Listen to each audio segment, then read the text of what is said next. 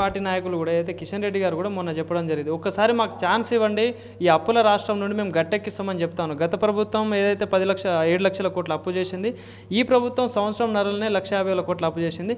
వీటన్నిటి నుండి మాకు ఒక ఛాన్స్ ఇస్తే గట్టెక్కిస్తామని అంటాను. మరి ఎట్లా సాధ్యమవుతుంది అంటారు మరి ఇదంతా? ఇప్పుడు బరాబర్ సాధ్యమవుతుంది. ఇప్పుడు ఉత్తరప్రదేశ్ తీసుకోండి, 25 కోట్ల జనాభా గలటువంటి రాష్ట్రం అది.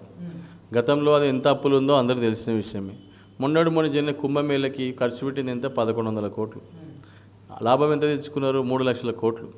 అంటే ఒక తీసుకునే విధానము, చేసుకునే పద్ధతిని ఇన్ఫ్రాస్ట్రక్చర్ డెవలప్ చేస్తూ తీసుకొచ్చే కంపెనీల దాన్ని బట్టి మనకి ఆర్థిక వ్యవస్థ పెరుగుతుంది. ఈరోజు ప్రపంచవ్యాప్తంగా మనకు భారతదేశము 11వ స్థానం ఉన్న దాన్ని 5వ స్థానానికి ఎగవాపినామంటే, అంత పైకి తీసుకొచ్చినామంటే ఈరోజు ఆర్థిక వ్యవస్థని, అది ఆలోచించాల్సిన విషయమే. అన్ని రాష్ట్రాల్లో కూడా ఈరోజు సుకలాం సుజలాం మలయతి శీతలాం శస్యశ్యామలాం మాతరం అని బీజేపీ ఉన్నట్టు రాష్ట్రాలన్నీ కూడా ఈరోజు అనుకుంటా ఉన్నాయి. ఎందుకంటే మనం చూస్తూ ఉన్నాం, ఒక్కొక్క రాష్ట్రం గతంలో 2 ఎంపీలు ఉన్నటువంటి భారతీయ జనతా పార్టీ ఈరోజు ఆల్మోస్ట్ 20 రాష్ట్రాలకి ఎగవాకిందంటే అది ప్రజల యొక్క ఆశీస్సు. అంటే ఎప్పుడు కూడా అన్ని విషయాలలో ఒక డెవలప్మెంట్ అంటే ఒక సైడే కాదు, ఇటు బీసీ ఎస్సీ ఎస్టీ ఉండాలి, నెక్స్ట్ చదువు విద్యా వైద్యం ఉండాలి, next law and police control ఉండాలి, ఇవన్నీ జరగాలి. ఇప్పుడు ఈ భారతదేశంలో మీరు చూసుకోండి, దేశవ్యాప్తంగా నరేంద్ర మోడీ గారిని ప్రపంచ దేశాలన్నీ కూడా వెల్కమ్ చేస్తూ ఉన్నాయి. రెండో విషయానికి వస్తే ఒక్క బాంబు వేలింది లేదు ఈ మొత్తం ఆయన 11 సంవత్సరాలల్లా. మరి అదేవిధంగా ఎక్కడ అల్లకొల్లాలు జరిగింది లేదు, అంత శాంతియుతంగా ఈరోజు నడుస్తూ ఉంది. ఒకనాడు ఇదే అమెరికా వాళ్ళు నో వీసా అన్నటువంటి మోడీ గారిని రెడ్ కార్పెట్ వెల్కమ్ అంటున్నారు. అంటే నరేంద్ర మోడీ గారు మన దేశ ఖ్యాతిని ఎంత పెంచిరో ఒకసారి ఆలోచించాల్సిన అవసరం ఉంది. అంటే మన దేశం యొక్క ఔన్నత్యాన్ని పెంచుకోవడమే మన ప్రధాన లక్ష్యం. సో ఏ రాష్ట్రమైనా సరే ఇప్పుడు మీరు ఇస్తున్న హామీలు నెరవేరే పరిస్థితి లేవు. ఇంకా ఇప్పటికి కూడా కళ్ళబొల్లి మాటలు చెప్పుకుంటూ ఇంకా మేము చేయబోతున్నాం, సన్న బియ్యం కూడా ఎవరు రాజకీయం చేస్తారు. అంటే మీరు బియ్యం ఇస్తున్నారు, మేమంట ఫోటో పెట్టుకోవడం, మా నిర్మలా సీతారామన్ ఫోటో పెట్టుకోమని చెప్పడం తప్పైందంట.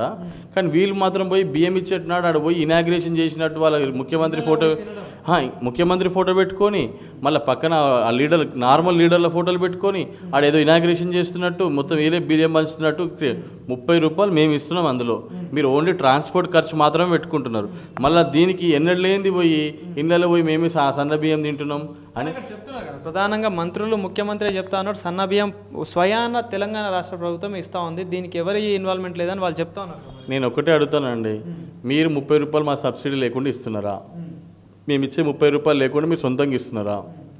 ఒకటి. రెండో విషయము, ఎప్పటి వరకు ఇస్తారు?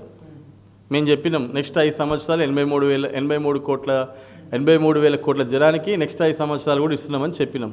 మీరు చెప్పండి, మీకు నిజంగా చిత్తశుద్ధి ఉంటే ఇది రేపు ఫ్రీ బస్ లాగా పథకం కాకపోతే చూడండి, ఇప్పుడు ఫ్రీ బస్ పథకం ఎప్పుడు ఎగిరిపోతుందా అని ఉంది. రేపు సన్న బియ్యం కూడా ఆగస్టు తర్వాత ఎగిరిపోకపోతే చెప్పండి. ఎందుకంటే వాళ్ళ దగ్గర ఉన్నటువంటి నిల్వ అంతే, తర్వాత ఇవ్వలేని పరిస్థితి కూడా. జస్ట్ లోకల్ బాడీ ఎలక్షన్స్ వస్తున్నాయి, దానికి మనకి ఏది పరిస్థితి లేదు. కనీసం సన్న బియ్యం ఇస్తేనన్నా ఈ ప్రజలు మనం యాక్సెప్ట్ చేస్తారు. మన పరిస్థితి చాలా దారుణంగా అయిపోయిందని ఒక ఆలోచనతో మీనాక్షి నటరాజన్ వచ్చేసి అసలు మీరు ఏం రాష్ట్రం నడుపుతారు, ఏం చేస్తున్నారు అని తిట్టినందుకు ఇది ఒక పథకాన్ని ప్రవేశపెట్టి ఏమంటారు మసిబూసి మారేడుకాయ చేసినట్టు చేస్తున్నారు ఈరోజు.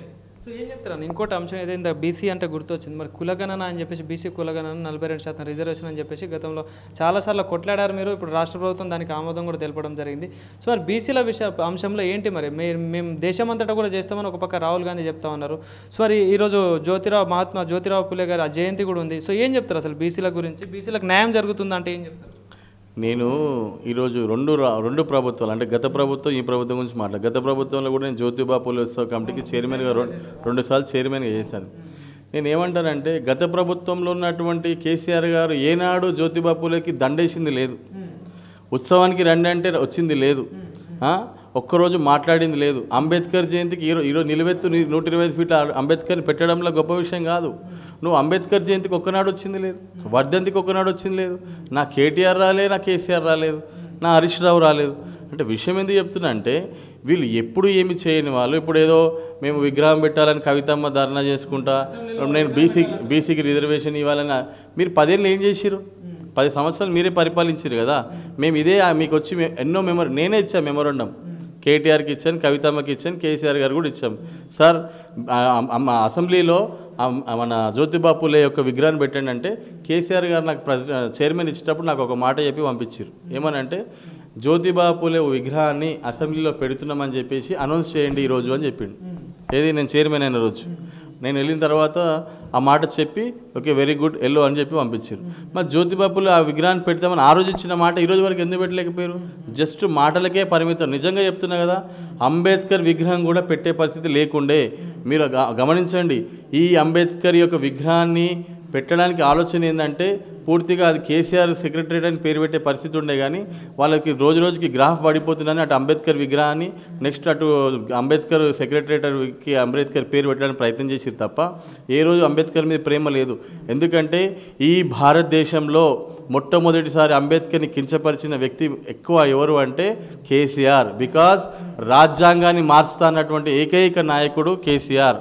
ఎందుకంటే ఈ రాజ్యాంగాన్ని మార్చాలి, అంబేద్కర్ అప్పుడే చెప్పిండు 10 ఏళ్లకే అవసరమైతే 10 ఏళ్ళకి చింపేసుకోవచ్చు అని చెప్పిండు.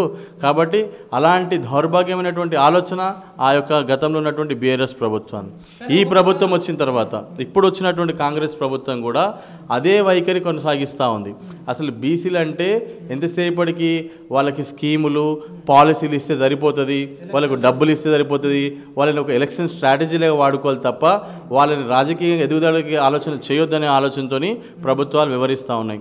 దాంట్లో భాగస్వామ్యమే ఈరోజు మొత్తం తెలంగాణలో బీసీ నినాదం గలం ఎత్తుకుంది. ఈరోజు అంత యావత్ రాష్ట్రంలో ఉన్నటువంటి ప్రతి నియోజకవర్గంలో కూడా జై బీసీ అనేటువంటి నినాదం బహుజన నినాదం కూడా ఎత్తుకున్నారు ఈరోజు.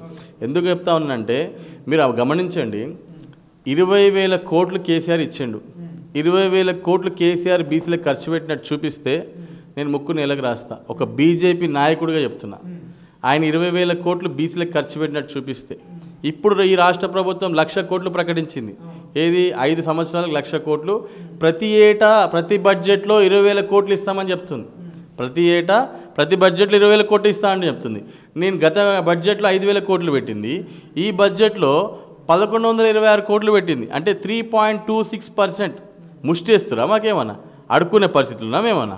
మేము రాజ్యాన్నే కైవసం చేసుకోవడానికి ఆలోచనలు ఈరోజు బీసీ గలం నడుస్తుంటే మీరు ఈరోజు మాకు ఏదో ముష్టేసినట్టు 3.6%, 3.26% మీరు ఇచ్చే పరిస్థితిలో మీరున్నారు.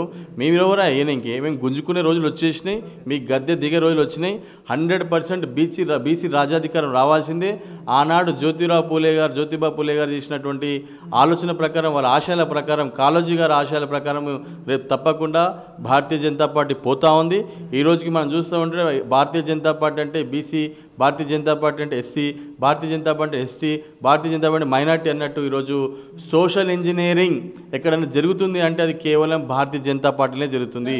బీజేపీ పార్టీ కూడా బీసీ ముఖ్యమంత్రిని ప్రకటిస్తామని చెప్పేసి చెప్పడం జరిగింది. మరి నిజంగా ఒకవేళ గవర్నమెంట్ వచ్చే ఛాన్స్ ఉంటే నిజంగా అదే మాట మీద ఉంటుందా బీజేపీ? బరాబర్ అదే మాట మీద ఉంటుంది. రేపు వచ్చే అధ్యక్షుడు కూడా బీసీ అవుతాడు, గుర్తుపెట్టుకోండి. రేపు సౌత్ ఇండియా మీద ఏ విధమైనటువంటి ఆలోచనతో బీసీ నినాదం ఎత్తుకున్నదో రేపు సౌత్ ఇండియాని ఏ విధంగా డెవలప్ చేయాలనే ఆలోచనతో మన కేంద్ర ప్రభుత్వం ఉందో తప్పకుండా 100% నరేంద్ర మోడీ గారు యావత్ భారతదేశంలో ఉన్నటువంటి అన్ని రాష్ట్రాలు క్రమంగా ఎదుగుతూ డబుల్ ఇంజన్ సర్కార్ రావాల్సిందే, అన్ని రాష్ట్రాల్లో కాషాయం జెండా ఎగరాల్సిందే, అన్ని రాష్ట్రాలు డెవలప్ అవ్వాల్సిందని ఒక నినాదంతో వెళ్తూ ఉన్నారు. కాబట్టి రేపు వచ్చే నినాదంలో 100% బీసీ ముఖ్యమంత్రి ఉంటాడు, 200% బీసీ అధ్యక్షుడే ఉంటాడని చెప్పి నేను తెలియజేస్తా ఉన్నాను.